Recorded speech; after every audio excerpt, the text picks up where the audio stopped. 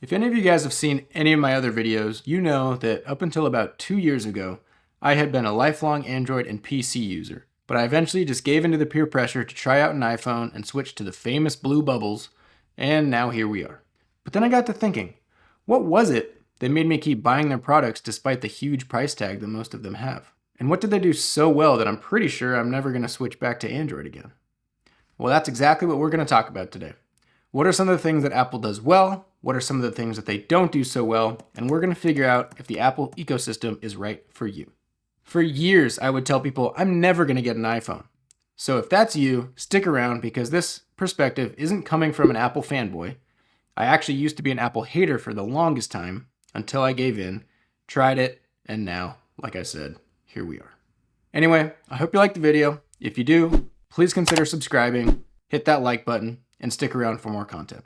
First and foremost, I think the very first thing that I noticed when I started using Apple products was the build quality. There's something about them that just feel distinctly premium and distinctly Apple. I think part of it comes from the use of metal on a lot of their products. Historically, pretty much everything was aluminum, but obviously now they've been marketing this titanium on their iPhone 15 Pro lineups lately. When you pick up, whether it be the Apple TV remote or your new iPhone or your MacBook, when you get that cold feeling on your fingertips, you just get that feeling that it's well made and it's built to last. As an example to this, I used to be using the Google TV with Google Chromecast or Google Chromecast with Google TV. What a horrible name, by the way. But the remote was just like this little pill-shaped plastic thing that just felt like a kid's toy. Compare that to the Apple TV 4K remote. You know, it's hefty. It's got the touchpad on there. It's metal. It's got a charging port as opposed to a battery. It just feels so much better in my opinion. Okay, now sure, the Google product is like way cheaper. I think it's selling for like 40 or 50 bucks right now. Compare that to 150 bucks that the Apple TV 4K is. But it just feels way cheaper and, you know, it just feels like it's built to break. Now, another example of this is the Apple Studio display. I'm thinking about making another video on this monitor, so if you're interested in that, just shoot me a note below. But, you know, this monitor wrapped in aluminum. It's got a raise lower tilt function in classic Apple fashion if you pay for the upgraded stand, which of course I did. Even if somebody doesn't know what this product is at all and they just come into your office or your desk and they see it sitting there, they just know it's a premium product. I think every other monitor that I've ever used in my life is, you know, a plastic rectangle with a plastic stand.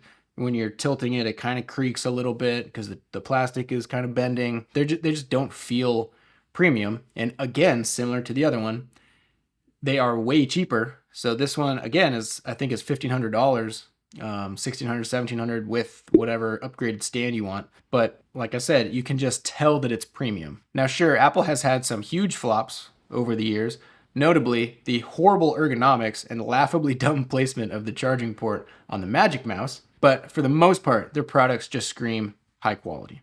The second thing that I think makes Apple's ecosystem pretty unique is just the seamless integration between all of the products. If that's something that you're interested in, then this might be the best ecosystem for you to try out.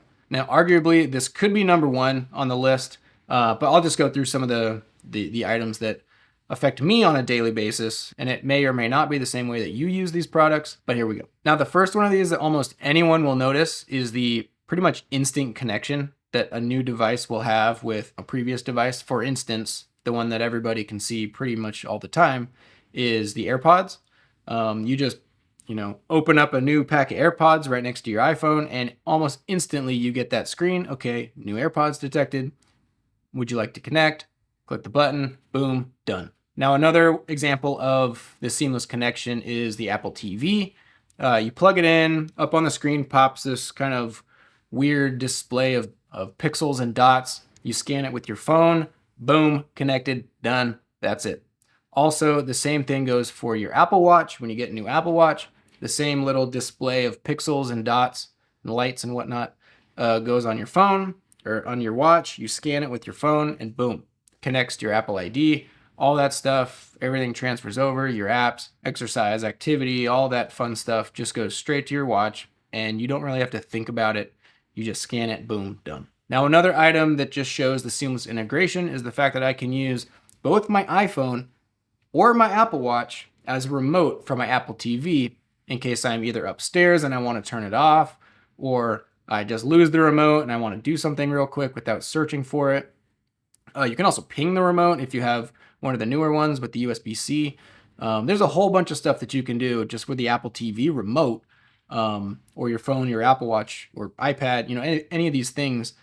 You can control almost any device with almost any other device across the Apple ecosystem. And I didn't think that I would use this all that often, but I find myself using it all the time. Another one that I used to use a ton before I got the Apple Studio display is the Sidecar feature on the iPad. It's where you set your iPad or iPad Pro next to your MacBook, and it pretty much auto detects, and you can use your iPad as a second monitor for your laptop.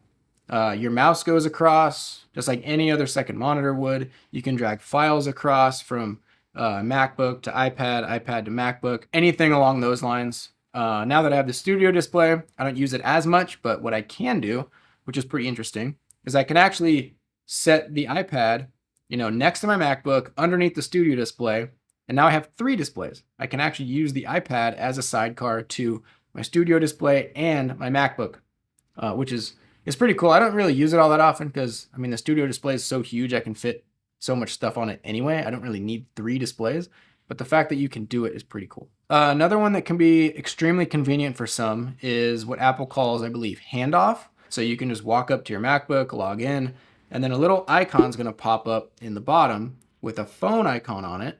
And it's literally asking you, hey, do you want to take over this document or this app on your MacBook that you were previously doing on your iPhone? And again, it's extremely convenient. Just makes it really easy. You can just go sit down at your computer. You don't have to worry about sending anything, clicking a bunch of extra buttons. You just sit down, open it up, and you're off and running. And last but certainly not least, in the integration category is what Apple users are huge fans of for the most part, which is Airdrop. You need to send a photo to your buddy who's sitting right next to you. You don't have to email it to him. You don't have to text it to him and lose resolution. You just airdrop it, full resolution, downloads via Wi-Fi, and in iOS 17 now, you can turn on that. So basically it uploads it to the cloud. They'll click download, and you don't even have to sit next to them anymore or keep your phones close. It'll just download from the cloud right to their device. Full resolution, very convenient, very easy to do.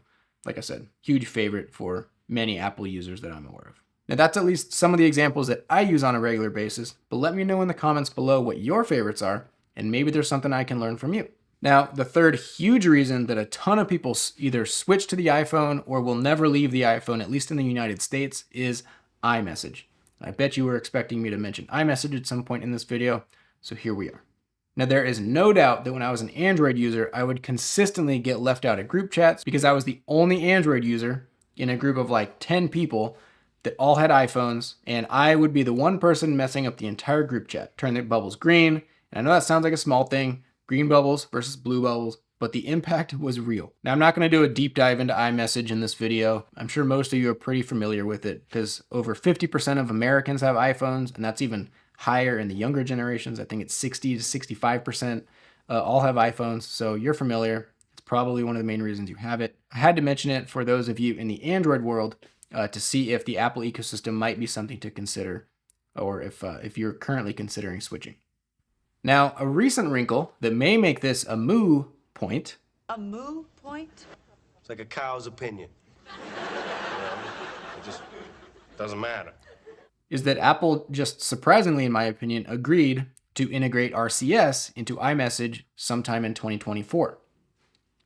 Now, if you're not familiar, RCS stands for Rich Communication Services, and this is the texting protocol or platform that Google uses for their messages.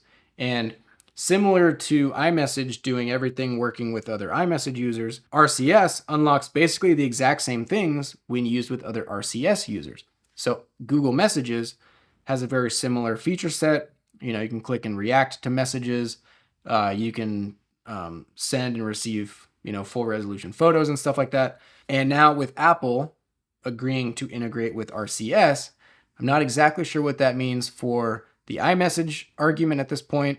We'll have to wait and see, but it is interesting to me that Apple has finally agreed to do this because it's something that Android users and iPhone users alike have been asking for a very long time, to hopefully kind of eliminate that need for, somebody to buy an iPhone in order to be in a group chat, to have blue bubbles, to have everything work perfectly. Otherwise, you get left out of the chat. It was a long time coming. Still not sure how they'll actually integrate it, whether it'll be full compatibility or partial compatibility. We'll have to wait and see. But like I said, something cool that Apple's doing, I guess. So in closing, those are what I would say are the 3 biggest things that keep me on the Apple ecosystem. And if those things interest you at all, then maybe that's the right switch for you if you're coming from Android. The first one was the consistently impressive build quality.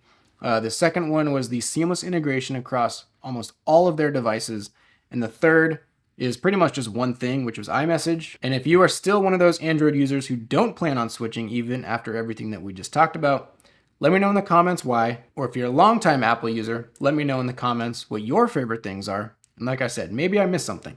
I'd love to hear it. And again, thank you for sticking around for this video. If you liked it, please consider subscribing, liking the video, hit that bell icon if you really want to.